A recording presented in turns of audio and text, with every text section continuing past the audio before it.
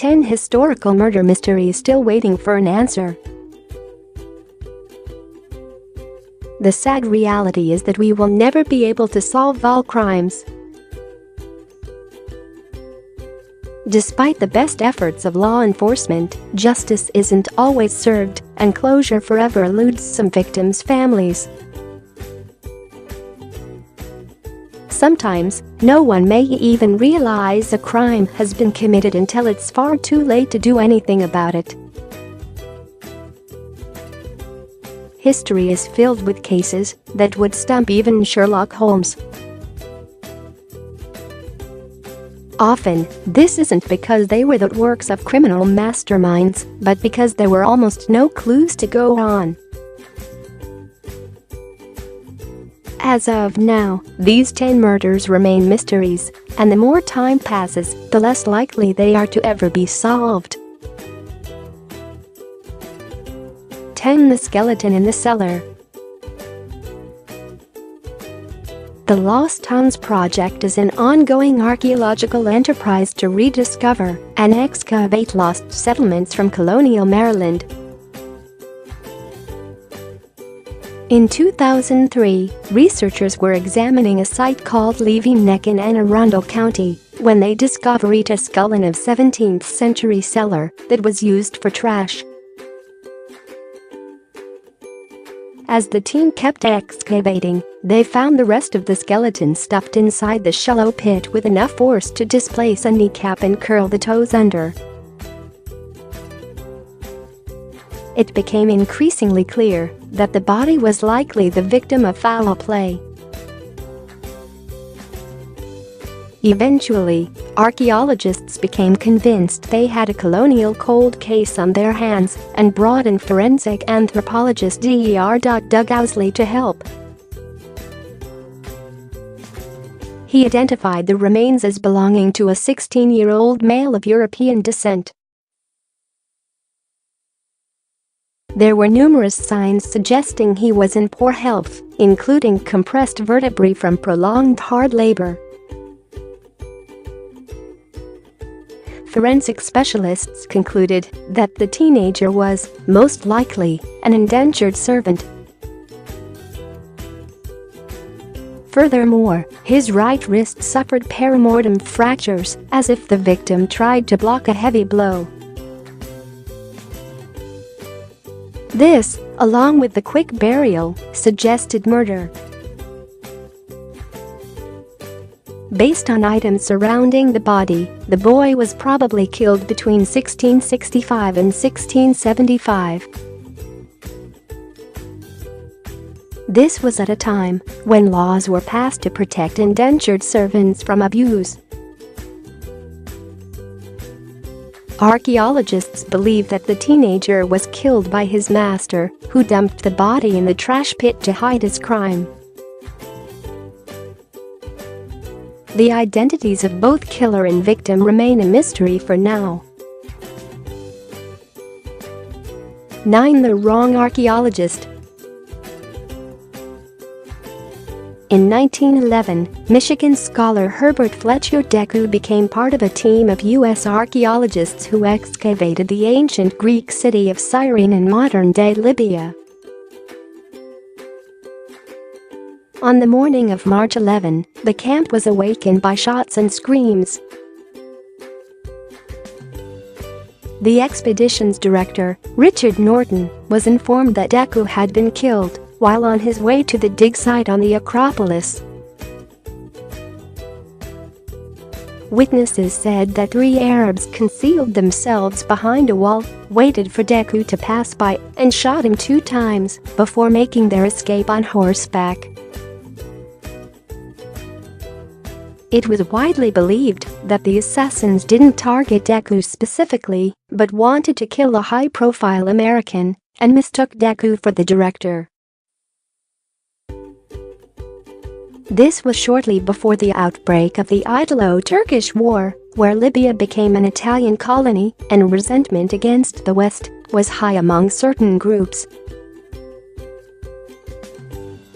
Richard Norton's statement concurred with this notion.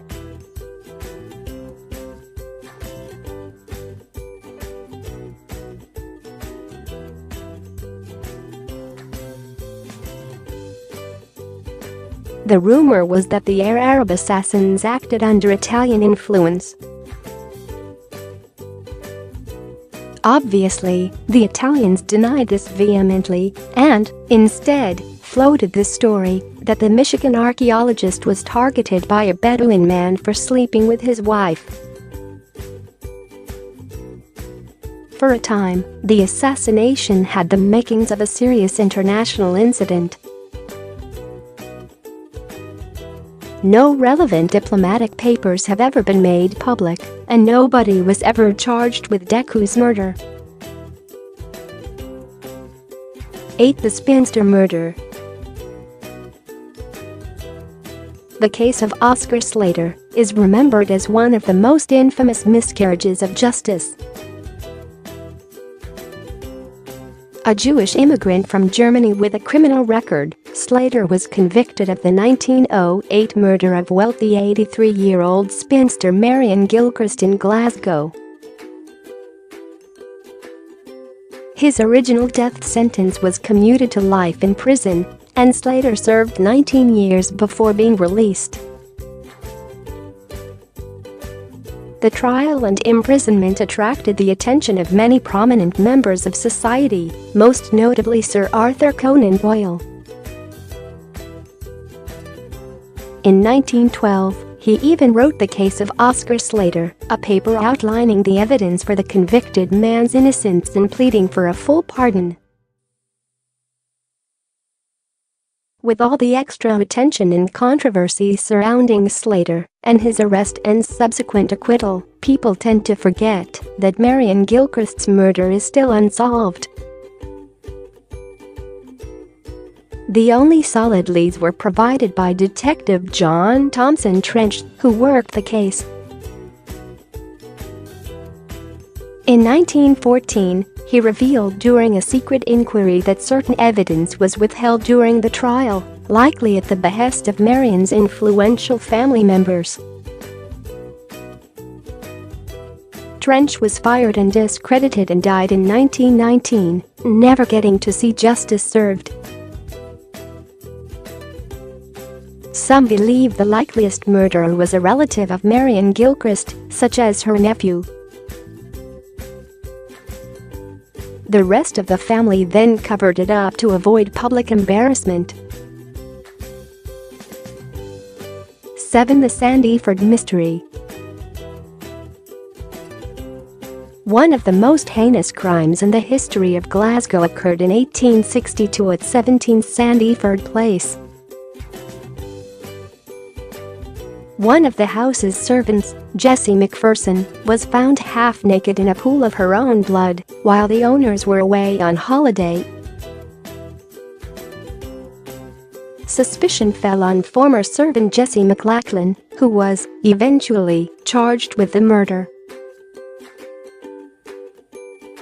After only 15 minutes of deliberation, a jury found her guilty, and the judge sentenced her to death by hanging. Public protest led to a court commission investigating the evidence presented during the trial. While they could not find McLachlan innocent, they commuted her sentence to life imprisonment. After serving 15 years, she was released on ticket of leave and emigrated to the United States, where she spent the rest of her life. Although the court quickly convicted Jessie McLachlan, public opinion remained, generally, in her favor. A lot of the books and articles written on the case portrayed her as a scapegoat. Others simply couldn't believe that a woman with no criminal past could kill her alleged friend with such brutality. For her part, McLachlan always pointed the finger at James Fleming, the elderly father of McPherson's employer. A working-class drunk with rude and unpolished manners, McLachlan claimed Fleming sexually assaulted the servant and then killed her to hide his crime. She then admitted to taking a bribe from the man to stay quiet. Despite public outrage, nobody other than McLachlan was ever charged with Jesse McPherson's murder. 6. The Pitchfork Murder. Valentine's Day 1945 in Quinton, Warwickshire, England, was the setting for a particularly gruesome murder. 74-year-old Charles Walton was found by his niece, Edie, and a neighbor after he failed to return home from work. His body was badly bruised and several ribs were broken. His throat was cut with his own slash hook, and a pitchfork was driven into the side of his neck, pinning him to the ground. The case was investigated by Chief Inspector and future crime author Robert Fabian. According to his book, Fabian of the Yard, he always suspected a man named Alfred Potter to be the culprit. He was the manager of the farm where Walton worked and gave contradicting statements to the police regarding his movements and interactions with the victim. However, Fabian could never find sufficient evidence against Potter or even establish a motive. The main reason why the murder became so infamous, besides the brutality involved in the killing, was its alleged connection to witchcraft. Word of mouth spread that Walton had a cross carved in his chest. This led to rumors that he was killed as a blood sacrifice by a covenant of witches, or that he was himself a witch killed by someone he put a spell on. 5. The day Brisbane lost its innocence. The violent murder of 22-year-old Betty Shanks rocked Australia in 1952. Betty's brutally beaten body was found in a garden in a suburb of Brisbane on the morning of September 20. Her death sparked the biggest criminal investigation in the history of Queensland, but all efforts proved fruitless. Today, it still remains the oldest unsolved murder in Brisbane. Police only had one solid lead to go on, the description from a taxi driver of a man he saw jump a fence toward the scene of the crime at 10:30 p.m. and then come back 3 hours later. Investigators interviewed dozens of suspects and even obtained a few confessions, but all of them proved to be false. The case stirred up new controversy in 2014 when two authors published books around the same time, pointing the finger at different people. One of them was Brisbane academic Ted Duz.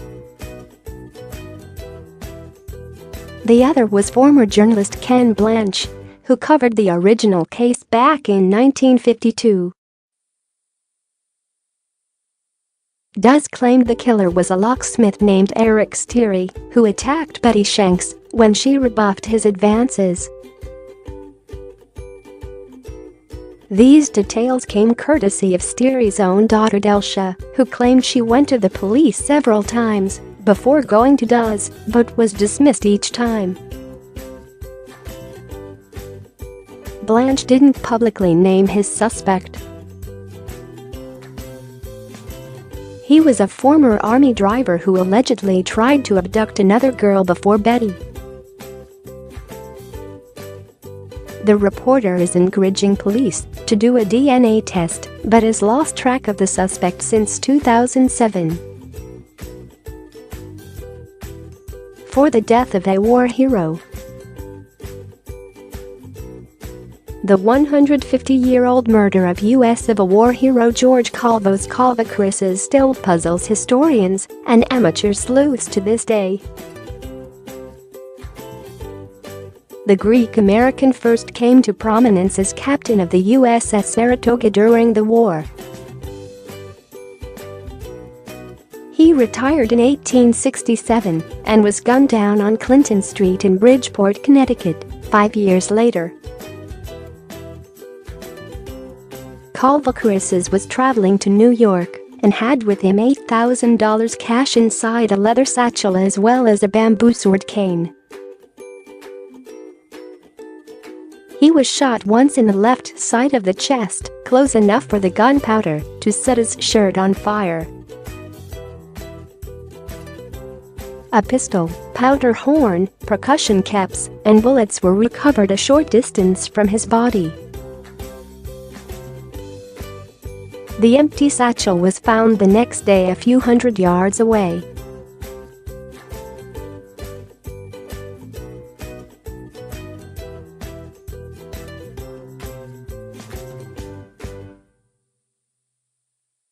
Since the money was missing, the most obvious answer suggested a robbery.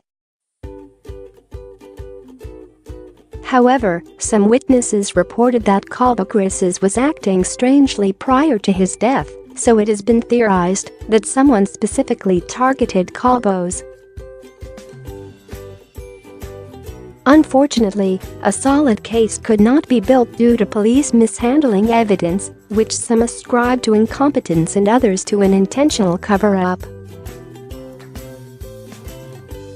Several people confessed to the murder over the years, including a Danish soldier who admitted on his deathbed to killing Calvacuris during a robbery gone bad. And yet, one of the most pervasive ideas claims that the war hero killed himself. This hypothesis was enthusiastically supported by insurance companies, which didn't want to pay out the multiple policies Calvacuris took out, totaling almost $200,000. 3. The Ruslip Murder Mile. On the evening of September 14, 1954, 21-year-old Jean Mary Townsend was returning to her home in the London suburb of Ruslip from a party in the West End.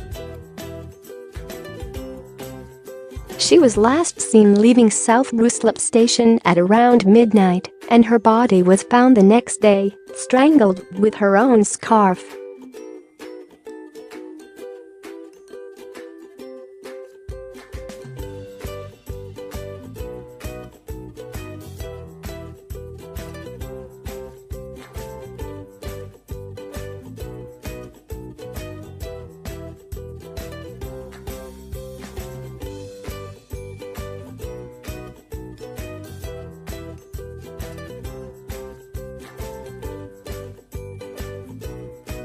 A woman who lived close to the murder scene claimed she heard a woman scream that night, and, shortly after, two men arguing, one with an American accent.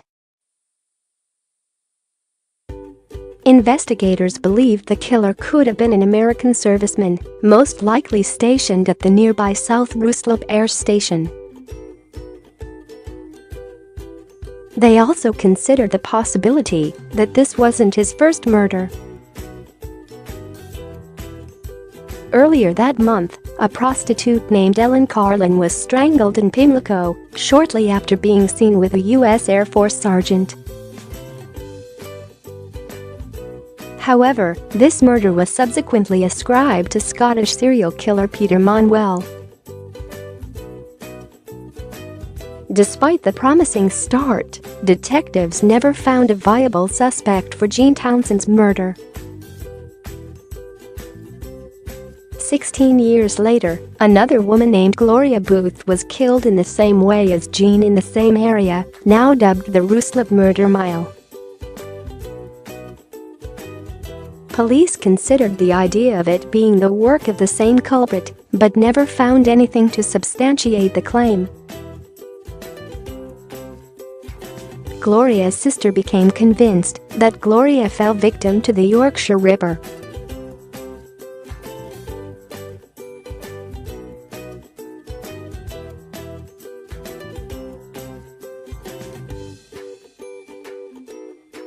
On October 13, 1913, Mary Spargun was sitting in front of the fire along with her sister and her husband, Jesse, and Alexander McLaren, in their cottage outside Portincross, Scotland.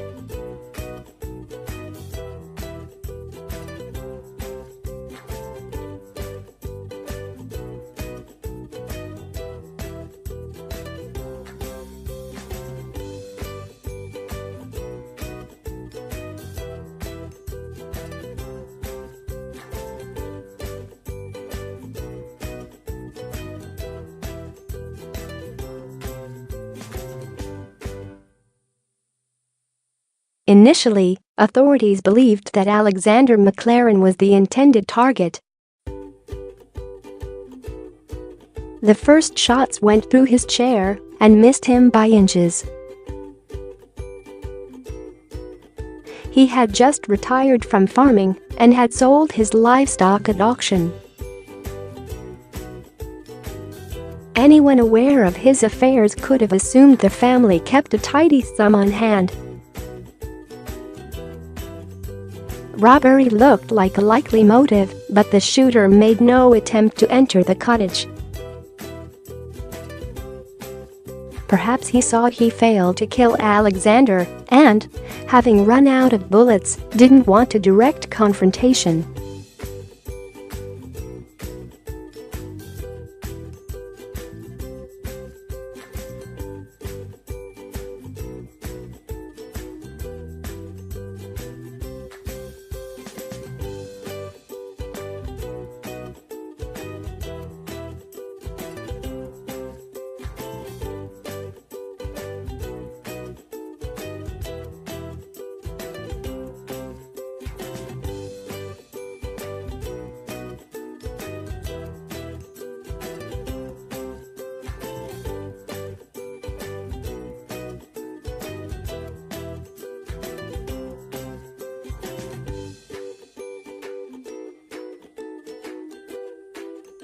Over a century later, he still remains unidentified. 1. The death of a nobleman.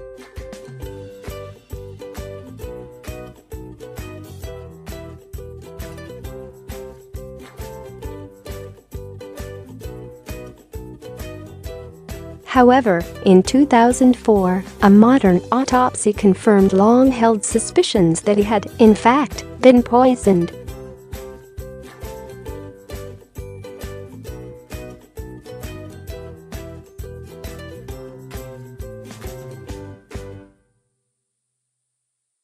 Part of the ruling family of Verona, Cangren first served in the military during the Guelph-Ghibelline Wars.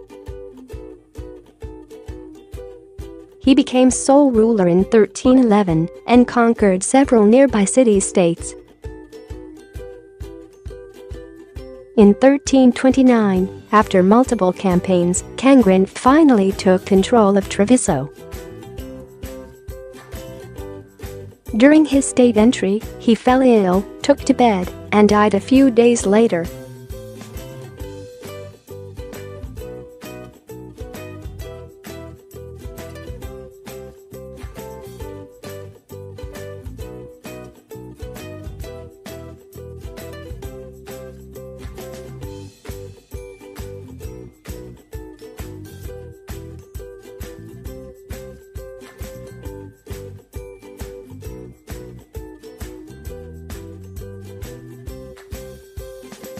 They performed a full autopsy, but it was palynology which gave them their biggest clue.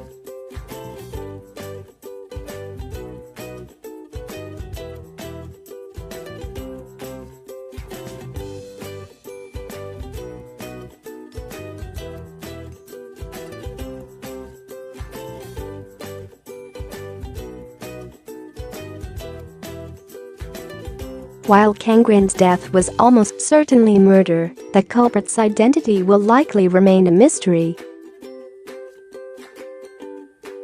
Historians have one obvious suspect, Cangren's nephew, Mastino II, who took power after his uncle's death.